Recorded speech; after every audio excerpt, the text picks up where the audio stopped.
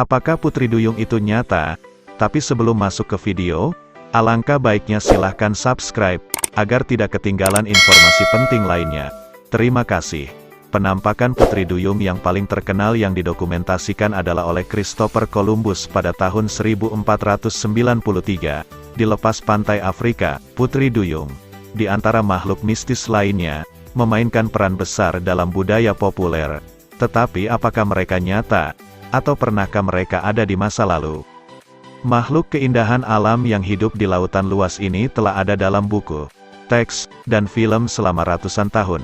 Apakah ini karena mereka pernah nyata seperti dinosaurus, atau apakah mereka ilusi mimpi yang membuat kita tetap kreatif dan memicu imajinasi kita?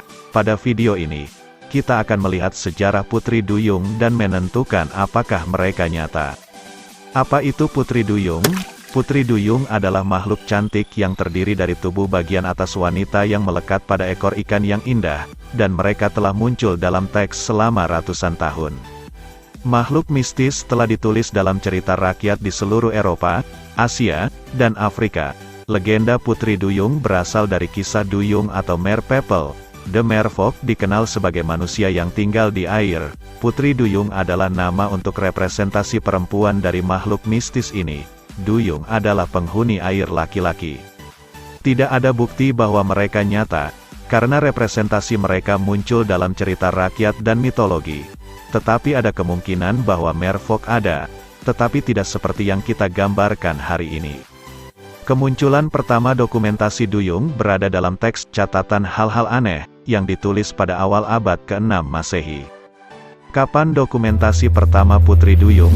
Salah satu dokumentasi pertama Merfolk berasal dari teks Cina yang ditulis pada abad ke-4 sebelum Masehi. San Haijing adalah teks Cina klasik yang berbicara tentang binatang mitos, pegunungan, dan geografi besar daerah tersebut. Di Cina, Jia Oren diterjemahkan menjadi orang-orang Hiu dan banyak ditulis di seluruh teks abad pertengahan.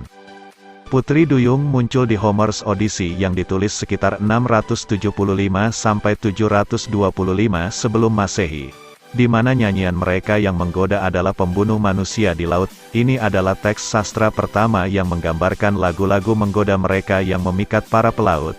Tetapi dalam puisi ini, mereka berhasil melarikan diri tanpa terluka. Putri Duyung juga muncul di Asyur sekitar 1000 sebelum Masehi. Legenda tersebut menceritakan tentang Dewi Atargatis dan transformasinya menjadi Putri Duyung setelah melompat ke danau setelah merasa malu membunuh kekasihnya.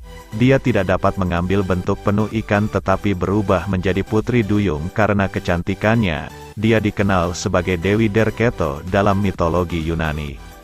Kapan penampakan pertama Putri Duyung? Penampakan Putri Duyung yang didokumentasikan paling terkenal adalah oleh Christopher Columbus. Pada tanggal 9 Januari tahun 1493, dia menulis di buku catatannya bahwa dia telah menyaksikan sesuatu yang ajaib dan belum pernah dilihat sebelumnya. Di lepas pantai Afrika, Columbus menyaksikan 3 putri duyung yang terangkat di atas permukaan laut. Dia menggambarkan mereka sangat berbeda dari cerita-cerita rakyat. Mereka tidak seindah dan ajaib tetapi lebih sederhana dan seperti ikan dengan wajah manusia. Dikatakan bahwa dia salah dan benar-benar melihat manate atau makhluk laut lainnya yang bisa disamakan dengan Putri Duyung jika dilihat dari kejauhan. Siapa Putri Duyung kecil itu? The Little Mermaid adalah salah satu kisah Putri Duyung paling terkenal dalam sejarah. Setelah diproduksi menjadi film oleh Disney pada tahun 1989, cerita aslinya ditulis oleh Hans Christian Andersen pada tahun 1837. Menceritakan kisah Putri Duyung kesepian yang rela menyerahkan hidupnya di laut untuk jiwa manusia yang nyata. Kisah ini adalah salah satu yang pertama di mana kisah tragis Putri Duyung berubah menjadi kisah dengan akhir yang bahagia. Dan itu mungkin kisah Putri Duyung paling terkenal di seluruh dunia. Ini adalah salah satu cerita pertama yang menunjukkan Putri Duyung menjadi naif dan polos. Tidak seperti kebanyakan penggambaran penggoda-menggoda lainnya.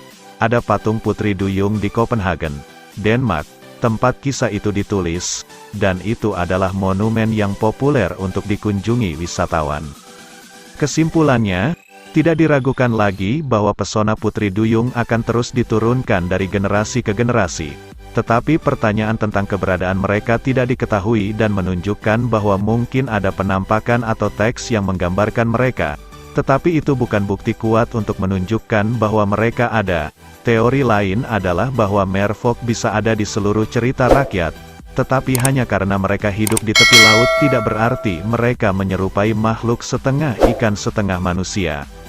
Bisa jadi deskripsi tersebut telah ditafsirkan bertahun-tahun kemudian untuk menggambarkan makhluk mitos. Meskipun mereka hidup dalam cerita rakyat, tidak ada bukti yang cukup kuat untuk menunjukkan bahwa mereka ada dalam kehidupan nyata.